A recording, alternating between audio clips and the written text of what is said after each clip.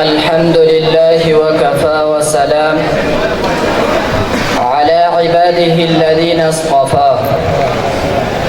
أعوذ بالله من الشيطان الرجيم. بسم الله الرحمن الرحيم. الله رب العالمين خلق السماوات والأرض وما بينهما إلا بالحق وأجل مسمى. جناب صدر، معزز اساتذہ کرام اور عزیز طالب علم ساتھیو، السلام علیکم.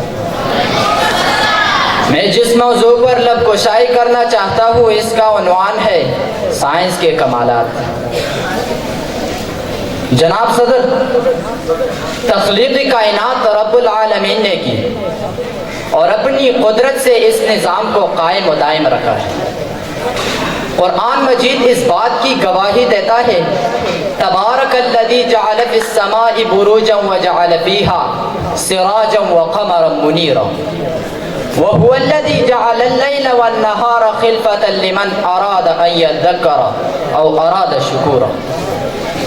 قرآن حکیم انسان کے ذوق تجسس کو ابھارنے کے لیے اسے بار بار جھنجھوڑتا ہے اور اسے نظام کائنات کا مشاہدہ کرنے کی دعوت دیتا ہے.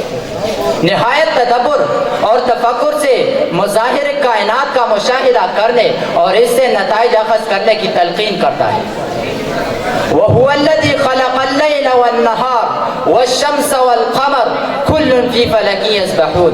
حاضرین گرامی، فرمودات ربانی کے مصداق ہم یہ کہنے میں حق بجانب ہے کہ اہلی دنیا کی ضروریاتی زندگی کو پورا کرنے کے کمالات علم سائنس کے.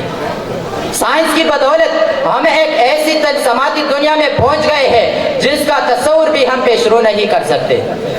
سائنس کی بدولت انسانی زندگی امن و آسائشی کا گہوارہ بن چکی ہے. جناب صدر ذی وقار، اس وقت مختصر وقت میں سائنس کے کمالات کو سمیٹنا بڑا مشکل ہے.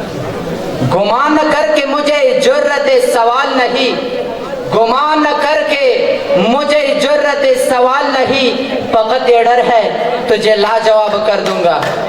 ساتھیو، جن چیزوں کا ذکر ہم پرانے داستانوں میں سنتے تھے اور ان کی صداقت پر یقین نہیں کرتے تھے، آج حقیقت کا رخ دار چکی ہے. موٹر کار، ابدوز کشتی، ہوائی جہاز، ایٹم بم، ہائیڈروجن بم وغیرہ سائنس کے وہ کمالات ہیں جس نے انسان کو وردِ حیرت میں ڈال دیا. آج ہم ہواؤں میں اڑ سکتے ہیں، سمندر کی تہہ میں سفر کر سکتے ہیں، دنیا کے ایک حصے سے دوسرے حصے تک چند لمحوں میں اپنا پیغام پہنچا سکتے ہیں. یہ سب سائنس کے کمالات ہیں.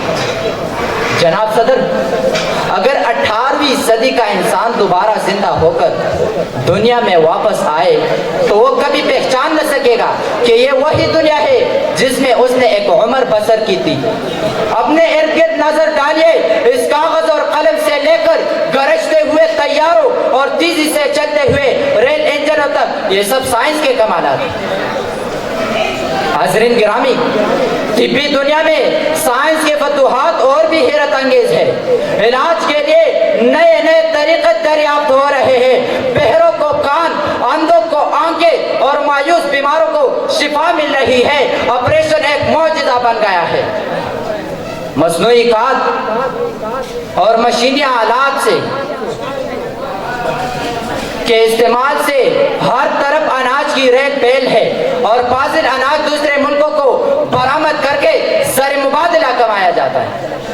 الغرض، سائنس نے انسانی معاشرے کی تعمیر و ترقی کے لیے نہایت اہم کردار ادا کیا ہے.